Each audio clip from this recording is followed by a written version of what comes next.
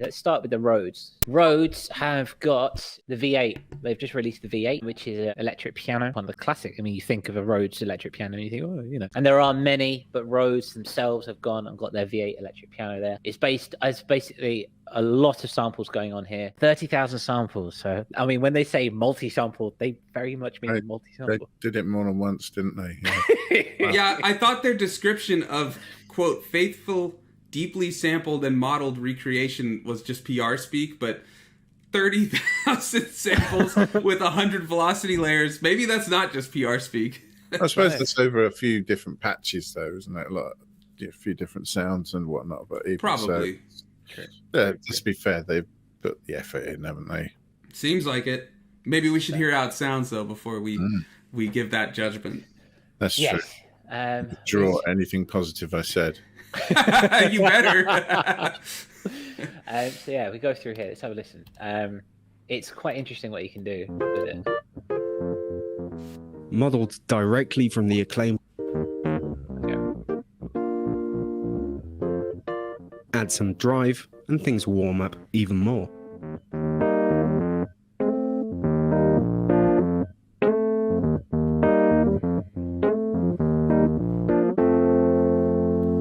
I'll leave it there for now because I mean it's not like the Behringer 800 Pro, which has got many different presets. Pro 800. Pro 800. Sorry, yes, Pro 800. But it brings up an interesting point because the plugin itself is $149.95 for the Rhodes piano itself, or a Pro version at $249. Which is quite a price tag. Quite a price tag. What's the difference between them as well? So I'm wondering. It sounds like they don't exactly say. It says, unfortunately, details appear to be missing. Chat, if anybody knows and we're wrong, let us know. But I'm just reading off what Curtis has provided here. But I mean, Rhodes are Rhodes. It sounds good. I'd be curious, though, with that price tag, what about it competes with a lot of other Rhodes sounding VSTs and plugins? And there's a lot of even stock ones that sound really good. And it seems like the plugin is similar to the real Rhodes. Like Juan says, I want that Rhodes, but that's too expensive. Yeah, and like the real Rhodes are pretty pricey too. So it's like, is it just the name that's giving it that price? That's what I'm wondering. It's the sort of price that makes you look at what you've already got and think, is that good enough? So, no. I mean, I get a lot of my Rhodes sounds from the stock E-piano or something from Logic. You know, you add tape mellow-fi or something and you're good to go. I mean, Rhodes is a real enigma. It's a bit of a one-trick pony, but at the same time, it's a strangely versatile sound as well. Yep. Considering it doesn't actually change that much itself, it fits into a lot of different genres quite well. Yeah. It can sound quite chill and trippy and spaced out sometimes, as well as funky. But yeah, I don't know. I think about the lower price. The upper price is that. We'll try to find out what the difference between the normal and the pro is, because that may make some difference. Like, it's good to know what that is. But 100 extra patches. Yeah, I wonder. Another 40,000. All of them. The one thing I would say, given the price, I mean, it sounds like it's very meticulously sampled. Yeah, and there's a lot of intricacies to it. So if like the Rhodes is the sound you want, this may be the way to go, because you want all that intricacies and the different velocity layers and things like that. And so maybe that's where the price comes into play. I guess it just really depends. Like, are you using the Rhodes as a tool or your main type of sound, you know? And maybe that's their intention, right? I mean, it's their legacy. So they've got to make the landmark version, you know, even if it is expensive, the absolute, can't argue with, hands down, best version should come from them. If they've got, you know, pride in the product, good for them, even if I don't buy it. Curtis, before we get your take, just in the chat, Frequency Control Center says it's a lot for a VST with one-ish sound. Yeah, definitely. He also says when the actual hardware version is 9K, it doesn't seem like that bad of a price. Yeah, definitely. And Juan also says, I feel like once you have an electric piano VST that you like, you don't really need more. And that's kind of echoes my sentiment. Like, I'm not sure it has a place unless, like I was saying, like if the Rhodes is what you want or something, or the main focus of your sound, maybe it's the way to go. But what do you think, Curtis? You brought it to the table, so I'm curious to hear your thoughts on it.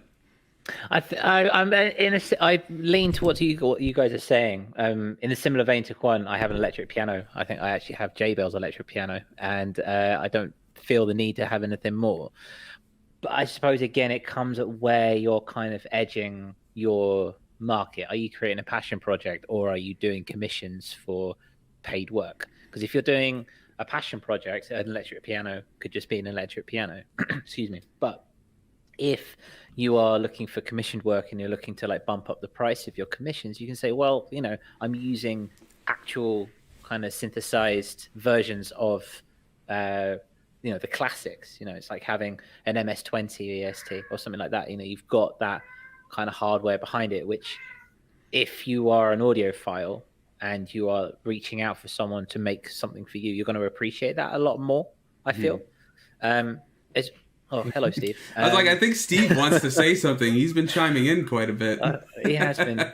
He's been quite rowdy today. I've not been in the house much this week. He anyway, completely agrees or is calling bullshit. Yeah. I think he pointed to the monologue, so maybe he's saying, stick with synthesizers. Exactly. I think that's kind of what we're saying. So yeah, I think 149. What the guys are saying in the comments is a lot for, like I say, it's a lot for what it is. If you're doing commission work and you're working it, maybe it's something you want to have a look at. Otherwise, maybe not. But it's interesting to see where you're at. It's like we had a look at the Strymon VST, which was, again, a lot for what it is. But I was just thinking about that too, the Strymon. I was like, this is still cheaper than the Strymon, and it's an actual instrument. Yeah, exactly.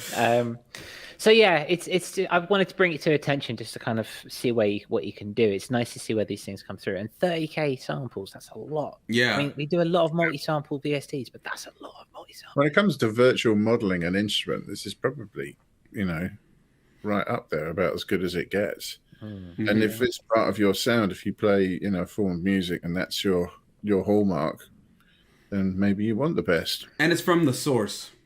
It is. So if that's what you want, that's what I'm saying. Like, if that's the sound you want, it makes sense to maybe go that way. I would be curious to hear either in the chat, or if you're watching this back after it airs, either on Spotify or iTunes, or Apple Podcasts, or here on YouTube. If you think differently, or if this is something you really want to grab, let us know why. I'd be very curious to hear like kind of the counterpoints to what we're saying, because I think it's really cool. I'm just not sure the price and things like that makes sense for me, but I'd be curious to hear someone who actually is like, this is my jam, I want that. I think I'd still rather spend $149.95 on the Rhodes V8 than I would get and have the Waves 88 for $50, because I have that Waves because it came in a bundle I got, and I used the Logic one instead. So yeah, I had it for a while. I tried to transfer it from my old laptop to my new, and it just won't let me. So that's the Waves special. Exactly. So I'm just not going to bother with that anymore. That Eon Lake eye roll says it all. I think we need to like zoom that in for a clip, and just anytime Waves or something is mentioned, Waves update path, just insert that. Exactly. Yeah, exactly. So if you like that clip, consider checking out our full live stream, Audionautic Deep Space Network, on YouTube, Spotify, and on Apple Podcasts. Yeah, and you can also join us for the live stream of said podcast at 7 p.m. UTC, 11 a.m. Pacific. Wonderful, yes. And finally, we have got the Audionautic Radio playlist, which is down in the description below. All the latest and the greatest of the underground electronica world that you see there. Fantastic stuff. Yeah, if you're looking for some new music or checking out some of the newest in electronic music, head to that link in the description, and we will see you in the next ADSN. Thanks for watching.